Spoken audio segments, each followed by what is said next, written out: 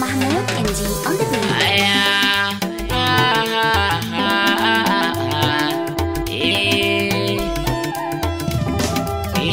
Hobbina san kiyaye fan karfe cikin zuciya, karagar dau sai na soyayya ke bani lamba daya. So mai sa ka jarumi ya zube kukan idaniya, mai bauta soyayya shike zama lau da lafiya.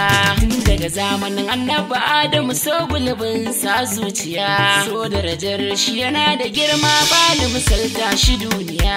Idan na same ki jarumata shine maganin matsalata.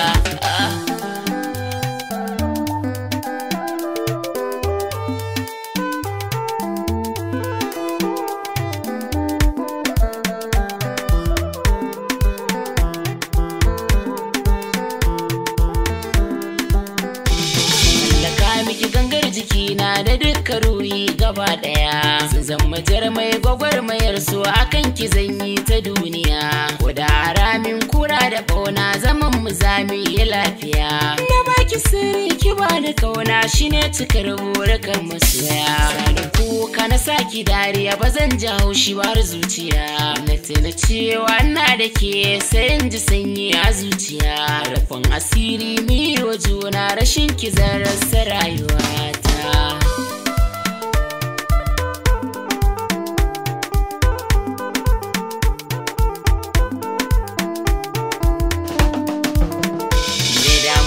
Babu nutsuwa an har na rasa ki adab da ni, farin ciki a zuciya kisa ni shauki kula da ni. Cuta in ta shafi zuciyata na tabbata zaki warkar da ni, in har na zauce saboda ke giya ta san ki ta bugar da ni. Na haukace kuma nake da mu kaunar ki ce ta rikitar da ni, zan suwa ce ki kula da ni duk tsanani karkiya da ni.